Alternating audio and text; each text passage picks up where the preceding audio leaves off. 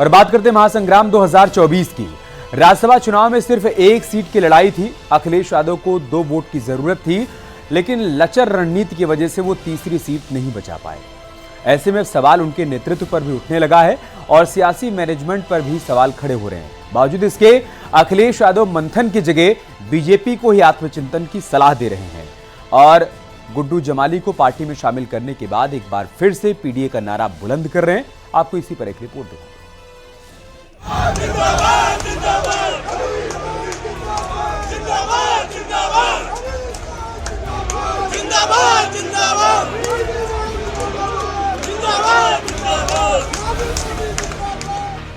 पिछड़ा, दलित और अल्पसंख्यक वाला फॉर्मूला, जिसके दम पर अखिलेश ने 3 प्रत्याशियों को मैदान में उतारा, संख्या बल के हिसाब से रणनीति बनाई, लेकिन लचर मैनेजमेंट, प्रत्याशियों के चयन की प्रक्रिया और अति उत्साह ने अखिलेश के किए कराए पर पानी फेर दिया।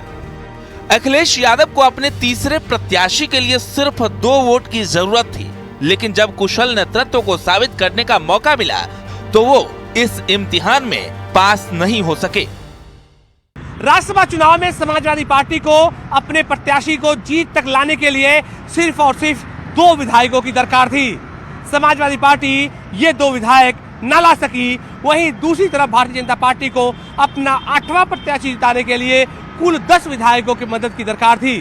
भारतीय जनता पार्टी ने न सिर्फ इस मैजिक नंबर को हासिल किया, बल्कि उनका 8वां प्रत्याशी जीत भी गया।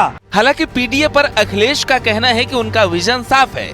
बीजेपी जिस तरह की राजनीति कर रही है, उसे आत्ममंथन करना चाहिए। साथ ही अब बागी विधायकों को नियमों के हिसाब से सजा दी जाएगी, जिस पर बीजेपी ने भी नसीहत दी है। जहां तक पीडीए परिवार की बात है, पीडीए परिवार बढ़ता चला जाएगा। इसी की घबराहट है कि भारतीय जनता पार्टी को पार्टियों को तोड़ना पड़ रहा है और भारतीय जनता पार्टी को एक अपना गुट अलग बना देना चाहिए। भाजपा सिद्धांतहीन, भाजपा को अपना एक अलग दल, सहयोगी दल या गुट बना करके तैयार करना चाहिए। और ऐसे जनप्रतिनिधि जो विकास के रास्ते पर आगे बढ़ना चाहते हैं, ऐसे लोगों ने अपने अंतरात्मा की आवाज सुनकर भारतीय जनता पार्टी का साथ दिया, हमारे उम्मीदवारों को जिताने में मदद की। तो मैं समझता हूं कि एक सकारात्मक ये सोच है। अगर वो विकास के साथ चलना चाहते हैं तो हरज क्या है। राज्यसभा चुनाव के बाद अखिलेश यादव का कुनबा टूटने लगा, कमजोर होने लगा, लेकिन पार्टी में गुड्डू जमाली की एंट्री से नई जान आ गई। 2 बार विधायक रहे बहुजन समाजवादी पार्टी के नेता शाह आलम उर्फ गुड्डू जमाली समाजवादी पार्टी का दामन थाम चुके हैं, जिसके बाद एक बार फिर समाजवादी पार्टी का पीडीए नारा बुलंद होने लगा है।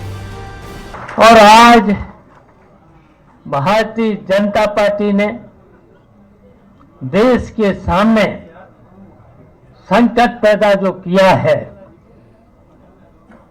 संविधान को भी जो बदलने की नियत है, और इसी के साथ साथ पूरी तरह से लोकतंत्र की जितनी भी मान्यताएं थी उनको समाप्त करने की कोशिश की है।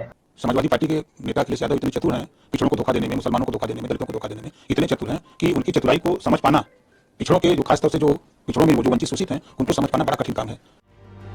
वैसे तो अखिलेश यादव के साथ साथ पूरा सैफई परिवार पीडीए को ही अपनी रणनीति का हिस्सा मान रहा है, लेकिन इस चुनाव में अखिलेश अपनी पीडीए पॉलिटिक्स में ही फंस गए हैं। जया बच्चन, आलोक रंजन पर घमासान, पल्लवी पटेल की नाराजगी सामने आई, मुस्लिम नेताओं की अनदेखी के आरोप लगे, सलीम इकबाल शेरवानी नाराज हो गए, मनोज पांडे के तेवर भी भांप नहीं पाए।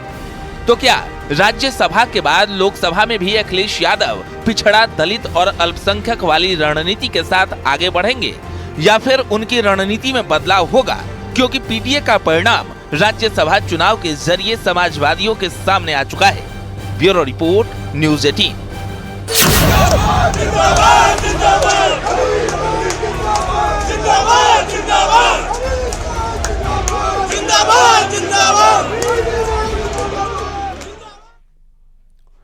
दिल्ली में कल बीजेपी चुनाव समिति की बैठक में यूपी को लेकर चर्चा होगी और यूपी की 15-20 सीटों पर लोकसभा उम्मीदवारों के नामों पर मुहर भी लग सकती है। बैठक में प्रधानमंत्री नरेंद्र मोदी, गृह मंत्री अमित शाह, बीजेपी अध्यक्ष जेपी नड्डा और यूपी चुनाव प्रभारी वैजयंत जयपांडा समेत चुनाव समिति के सदस्य भी शामिल होंगे। मुख्यमंत्री योगी आदित्यनाथ, दोनों उप मुख्यमंत्री केशव प्रसाद मौर्य और ब्रजेश पाठक के साथ ही यूपी बीजेपी के अध्यक्ष भूपेंद्र चौधरी और प्रदेश संगठन महामंत्री धर्मपाल भी इस बैठक में शामिल हैं।